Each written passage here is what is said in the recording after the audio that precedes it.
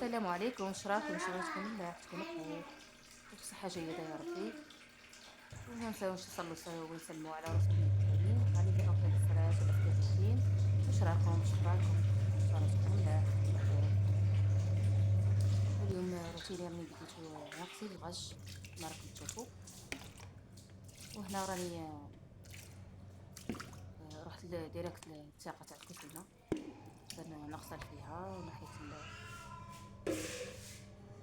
البابي تاع اللي فيه من الشجر. شوفوا هذاك الشجرات اللي شريت من قبل كاع كامل راحوا ذبلوا لي. كنت نحيتهم وجبت وقت وانا حاطتهم هذو الصوص هذو يزرعوا فيها. هاي كي جا موسم الدلاع قلت وعليه لا نقص فيهم اي حاجه. غرست فيهم والله غير وناضوا الحمد لله. صح من بعد ذبلوا لي كما راكم تشوفوا ما فهمتش عليه. المهم هنا راهم بناتي راهم معايا. كنت نغسل في هذو الفرشه هذو. قلت لهم روحوا لبزوا عليه ميه راكم قاعدين. وهذه هي. وش راكم نتوما؟ واش اخباركم؟ واش راكم على السخانه؟ انا هذا النهار جاتني العين. كنت نغسل في القاش والحاله حاله. انا نهار العين خي لازم الدار كامل تعود تعوم. الحوش الدار تلقوني نغسل في الغش. نفرص حق انا الخزان تاعي راه ما يكفينيش كما قلت لكم من قبل. وهنا هاني قلت لكم هاني زيها كما راكم تشوفوا. وربي ورحمته والحمد لله. المهم راها كاينه العين مش هم تصيف ما كانش وزيد العين ما كانش. وهنا بعد ما نشرت القاش وسيقت هذا الحوش شوفوا كيفاش. وهذاك الفرشه هذا كنت درت تما يقطرون من يقطرون نحل هذا القش ندير في بلاصتهم باش ما عنديش سلوك ياسر. وهنا قلت ضربت لكم طله ورحت كملت تسيق. هذه هي. واللي ماهيش اللي حاكمة الكآبة ولا ماشي متحفزة نوضي حبيتي نقول لك تحفزي وخليها كلش على ربي وخلاص. كان الواحد ما راحش صيف ولا ما راحش ما خرجش ولا ما عندوش وين يخرج اش راح ندير هذه حالة. وهنا بعد ما كملت الحمد لله وسجلت كوزيتي وسيقت الحمد لله. اللهم أدمها صحة يا ربي واحفظها بيدو منا صحتنا ورك يحفظها لنا. وهنا راه كانت زي من 3 هكاك. كنت انا درت لكم جولة بعد ما كملت كما راكم تشوفوا. هاي هذاك البورتشوسير درتو ثما كنت نبدلو شويه البلاصه. وهنا في الصاله كانوا بناتي قاعدين هنايا. في القيله دائما يخرجوا هذا البيض كان شراها لهم باباهم ويعقبوا بها الوقت. هذه هي. هم يخدموا في البراسليات ناسل خواتي.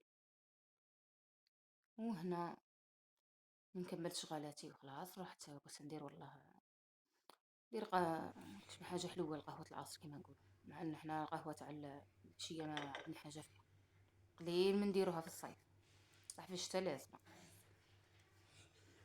وهنا راه ما كنتش ذكرت لكم بالمكونات. انا هنا درت 5 بيضات كاس وشويه سكر ودرت كاس وخلطهم مليح مليح مليح نعلو ابيض اللون تاعهم ابيض. ودرت كاس ونص زيت درته بالتدريج وخلط خلط خلط خلط حتى امتزج كل الخليط. ودرت فرينه ودرت 2 باكيه نواره ودرت قشور الليمون والقرص. وهذه وماذا بيك العجينه ما زحف فيهاش خليها شويه تتلاصق. ودرتهم 2 حرابش كبار كما يقولوا. هذه كل واحد كيف كان حبيتي تقسميهم على 3 قسميهم يجوا متوسطين. صح انا حبيت الحبه كبيره كيما راهم يتبعوا برا. وهنا بنتي راها تعاون فيا تقول لي ماما هاتي انا ندهن بالبيض انا ندير بالشرفيطه. قلت معليش مع انه راح عليا الحال قلت لها زربي. قلت معليش هي تعاوني منها توالف.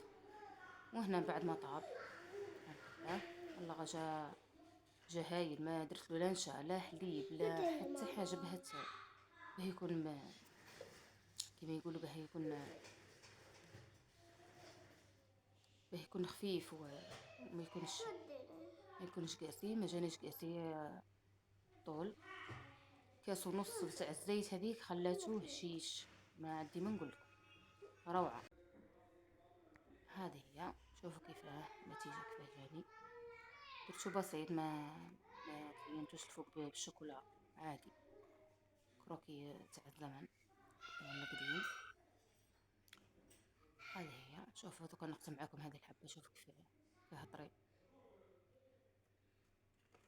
دوكا نقسم معاكم حبه اخرى.